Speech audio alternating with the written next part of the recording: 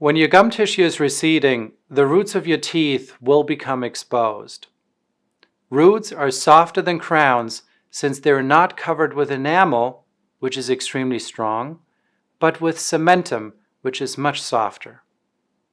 Therefore, roots are at higher risk to develop decay or to be worn away when brushing your teeth.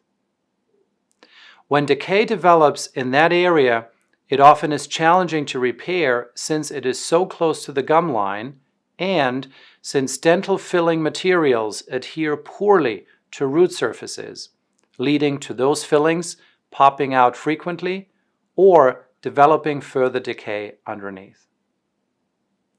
It is often difficult to clean exposed roots since the toothbrush tends to skip over them. This leads to accumulation of bacteria, which can cause root decay and gum inflammation. The gum inflammation can then lead to further gum recession and to a worsening of the problem. Wearing away of the roots when brushing your teeth, also called cervical abrasion, can lead to root notches, also called non-carious cervical lesions. These notches tend to get deeper over time and can weaken the tooth or in extreme cases reach into the root canal. Cold sensitivity is a frequent consequence of gum recession since tiny little nerve fibers on the root surface become exposed. Sometimes gum recession can lead to aesthetic consequences, making teeth look longer. To treat gum recession and to prevent any of these potential complications, a gum graft may be needed to regenerate the defective tissue and cover the exposed roots.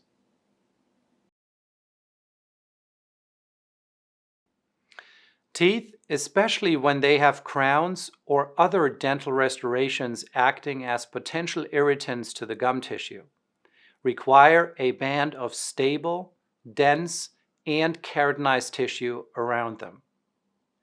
If the gum tissue is thin, if it is not attached to the underlying jawbone, or if it is loose, the affected teeth are at a higher risk to develop gum recession, periodontal bone loss, root exposure, and in some circumstances, a higher risk for infection. A gum graft can regenerate that stable and protective layer of gum tissue and hence can minimize the risk for further gum recession, periodontal bone loss, root decay, and periodontal infections. It also has been demonstrated that dental implants with thin and loose gum tissue around them will develop peri-implant bone loss and infections more often than dental implants with stable and keratinized gum tissue. Therefore, gum grafts are sometimes needed to increase gum tissue thickness and stability around natural teeth and to improve the long-term prognosis and health of dental implants. During a gum grafting procedure, a piece of gum tissue is taken from the roof of the mouth, also called the palate, and is transplanted to the area where gum tissue is deficient. The palate is called the donor site since it is donating the tissue. The area receiving the graft is called the recipient site.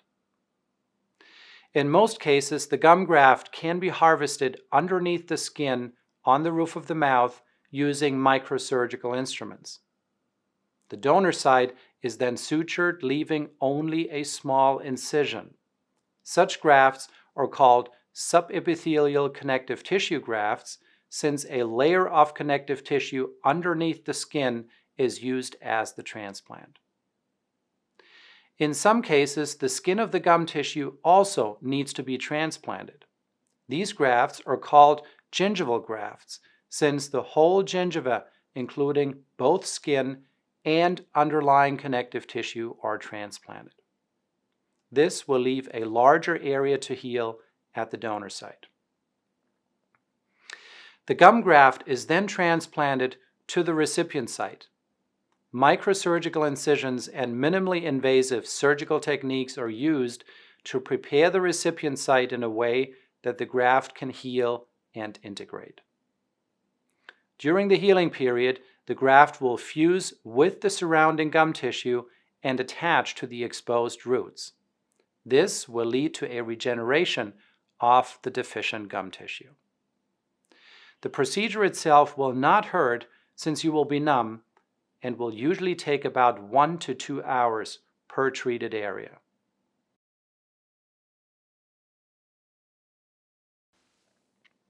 In some situations, it is not necessary to take tissue from the roof of the mouth. Then a dermal allograft or a collagen matrix may be used instead.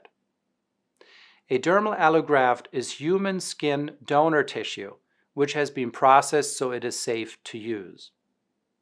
A collagen matrix is made from porcine collagen, collagen from the pig.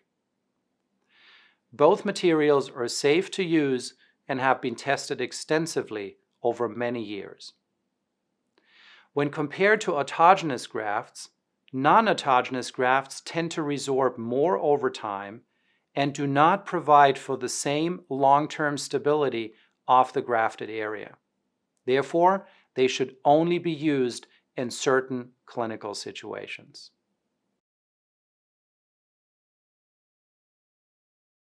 Soft tissue regeneration procedures are routine and highly predictable when performed by an experienced and well-trained clinician.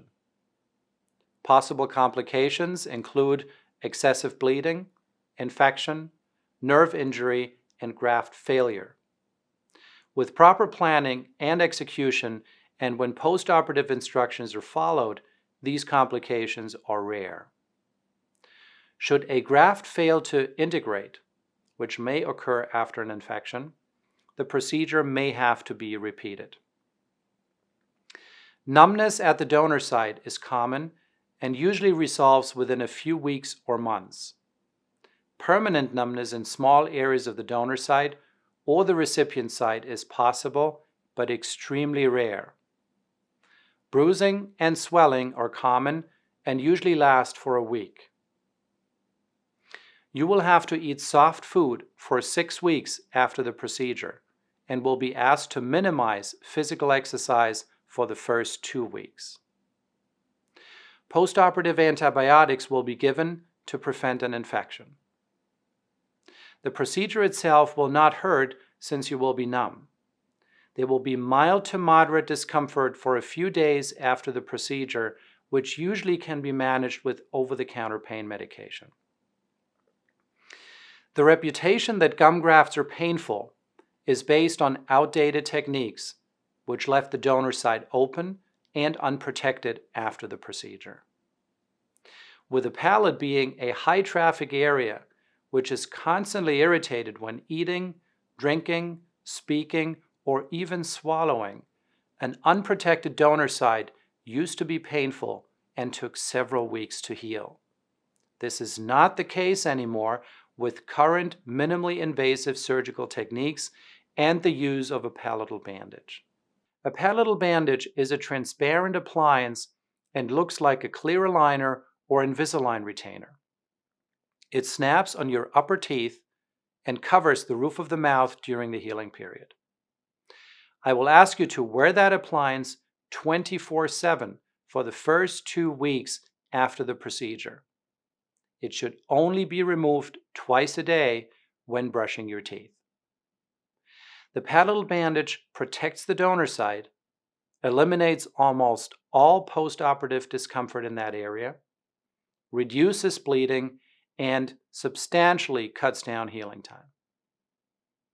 So, congratulations for visiting our office today and for taking the first step to healthier teeth. We're looking forward to treating you.